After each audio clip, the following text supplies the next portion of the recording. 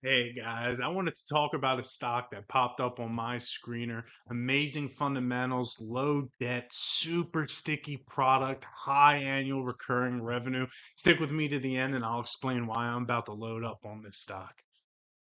All right, so the stock Cellebrite, ticker CLBT.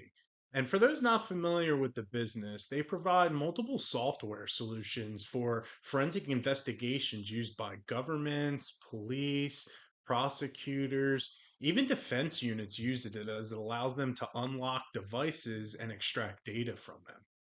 They're known especially for their iPhone hacking tools. They first gained popularity after the 2016 San Bernardino case, where their tech helped the FBI bypass iPhone encryption. When Trump was nearly assassinated in July of 2024, Cellebrite software cracked the shooter's phone in 40 minutes. Shares are down year to date about 30% from 52-week highs, especially amid the federal budget noise, the federal shutdown, management changes, and exaggerated competition worries. These are all superficial and are not going to last. Cellbrite remains the backbone of global digital investigations, aiding in forensics. So just to reiterate that last point there, the number one end-to-end platform for digital investigations. And here are some of their key highlights.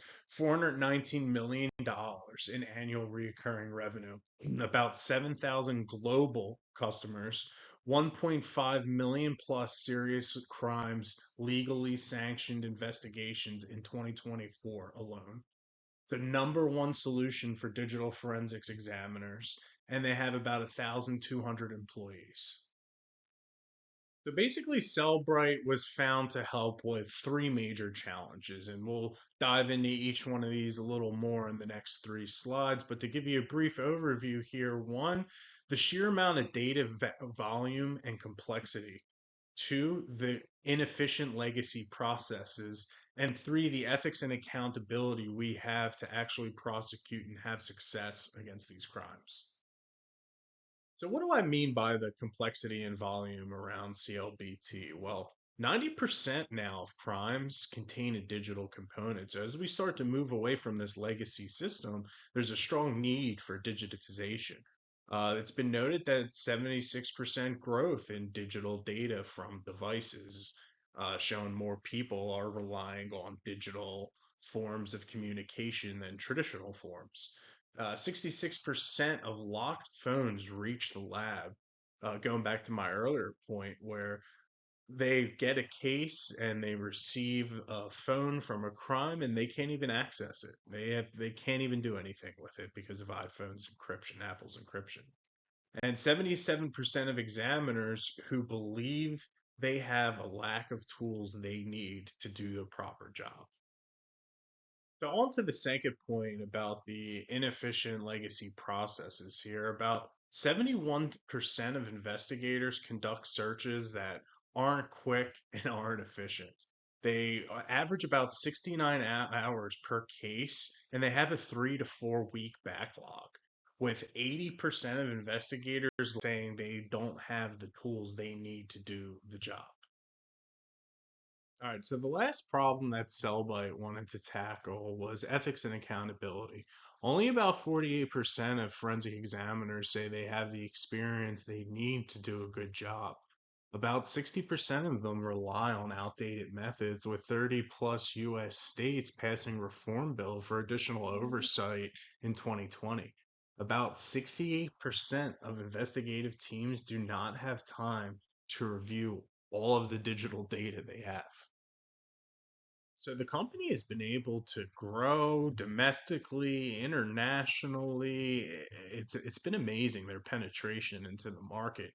Just looking over some of these highlights from the public sector, 3,000 plus clients. They're in 50 of 50 states. They're in 20 of the 20 largest US cities with police departments, 15 of the 20 largest European police departments, 15 of 15 US executive departments. And then for the private sector, they have 72 of the 100 Fortune 100 companies as clients.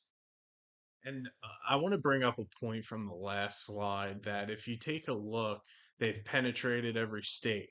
They have the largest police municipalities in every state. They have the largest police municipalities in Europe.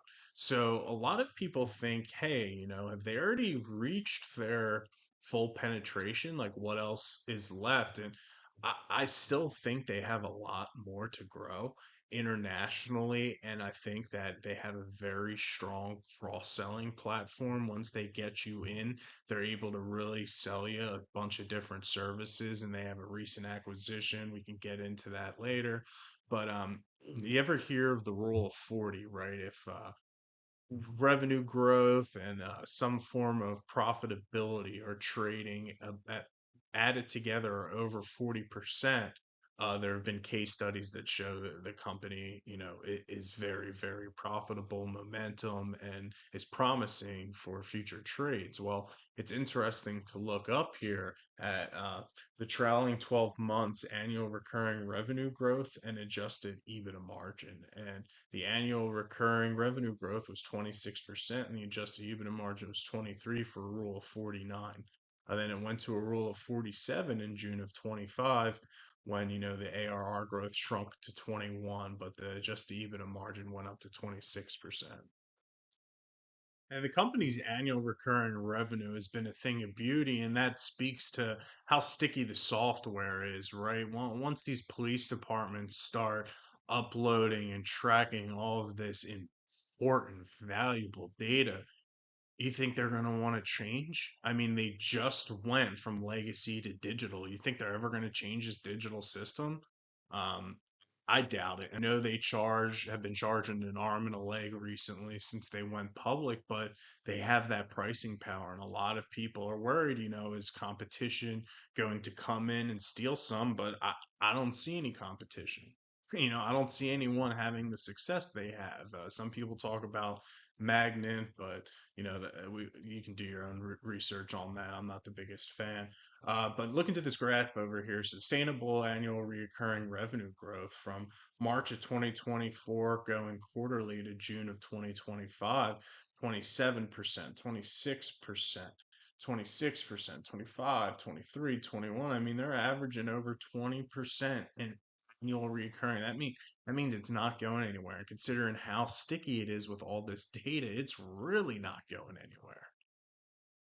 And just real quick, I wanted to pull three analyst price targets who follow the stock. I always like to do that for a good indication. And you'll see in my next slide, we're actually right in the ballpark in between JP and Lake Street. But JP Morgan is a $23 price target, Lake Street $22 price target, and Needham $18 price target. So here's a quick compressed DCF. We got total revenue and it's at 470 million anticipated for 2025, and analysts have it going to 549 million by 2026.